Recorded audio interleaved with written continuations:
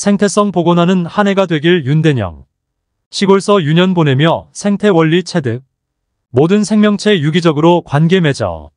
현 시대 성장 거치며 각자 도생 치열. 의지하고 보듬는 삶의 생태성 잃어.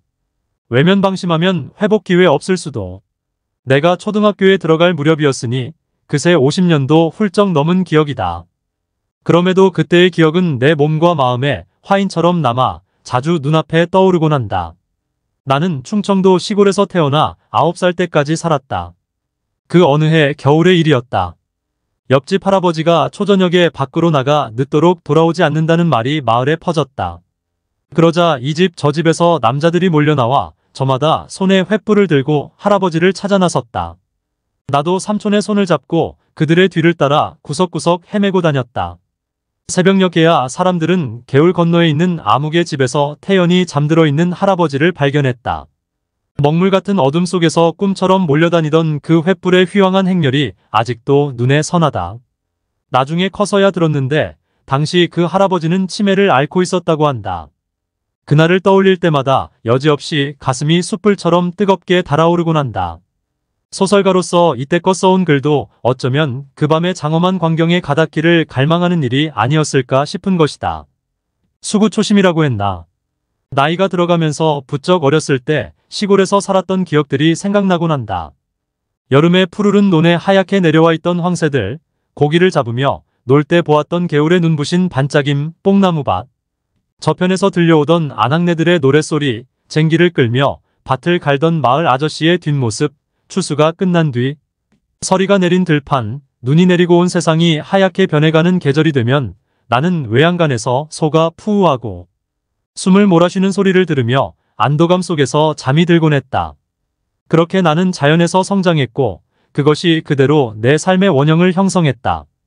그것이 축복이었음을 알게 된 것은 20대 후반에 소설가가 되고 나서였다.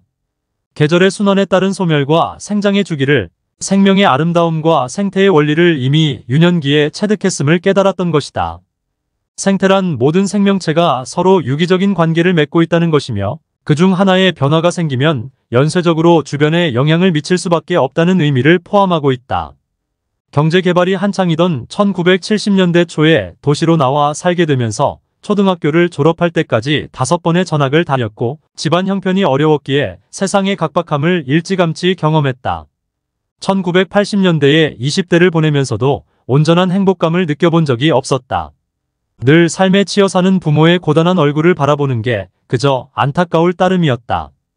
오직 책을 읽고 글을 쓰는 것만이 유일한 위안이었다. 대학을 졸업하고 직장 생활을 시작한 1990년대도 혼란스럽기는 마찬가지였다. 그 시대는 유독 사회적 재난이 자주 발생했다. 다리와 백화점이 무너지고 유람선이 불타고 이어 국제통화기금 IMF 외환위기가 닥쳤다. 이후 무한 경쟁의 신자유주의 시대 속 세상은 더욱 각박해졌다. 그리고 우리는 바야흐로 기계가 인간을 대신하고 지배하는 4차 산업혁명의 시대를 살아가고 있다. 우리가 현재 겪고 있는 문제는 세대 간 계층 간 갈등, 가족의 해체, 출산율의 급격한 저하, 인구 소멸로 인한 농촌 공동체의 붕괴, 심각한 환경오염과 기후변화에서 비롯된 재난들이다. 이는 우리나라의 근대화가 시작되고 나서 대략 100년 사이에 발생한 현상들이다.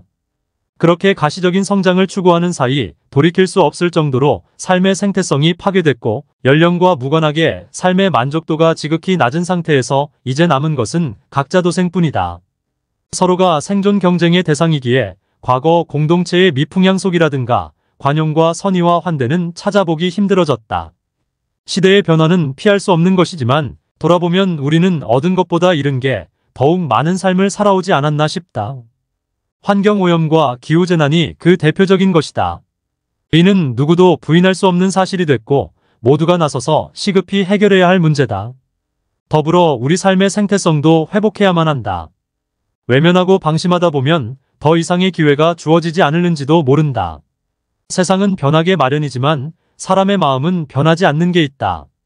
우리는 저마다 믿고 의지하며 서로를 보듬으며 살고자 하는 본능적인 욕구가 있다.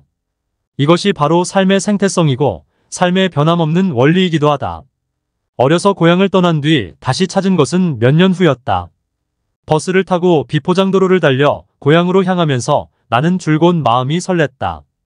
가장 그리워했던 것은 푸른 논뱀 위에 하얗게 내려와 있는 황새들과 하늘에 촘촘히 밝혀있는 별들이었다. 읍내 터미널에 도착한 것은 저녁 무렵이었다. 한 대의 마을로 걸어 들어가면서 내 눈에 가장 먼저 들어온 것은 곳곳에 서 있는 전봇대의 불빛이었다. 마을의 근대화와 산업화의 상징인 전기가 들어와 있었던 것이다.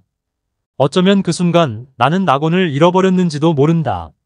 작고한 소설가 박완서 선생의 말이 문득 떠오른다. 자연이 한 일은 모두 옳았다. 사람은 자연의 일부가 아니라 자연과 하나인 존재이다. 불교에서는 이를 만물이려 모든 것은 하나라고 한다. 또한 그 일체성의 아름다움을 세계일화 세계는 한 송이의 꽃나는 선적 언어로 표현한다. 내가 유년기에 경험한 그 밤의 풍경은 더 이상 재현되지 않을 것이다. 다만 과거의 신화적 이미지로만 흐릿하게 남게 되리라. 그렇다 해도 우리는 숨이 닿을 때까지 서로 기대며 살아갈 수밖에 없는 상생의 존재들이다. 그러기에 모두가 스스로 마음의 불을 밝히고 서로의 삶을 밝혀야 한다. 더는 늦지 않게 삶의 생태성을 건강하게 회복해야 한다. 부디 그런 한 해가 되기를 간구하며 부족한 글을 맺는다.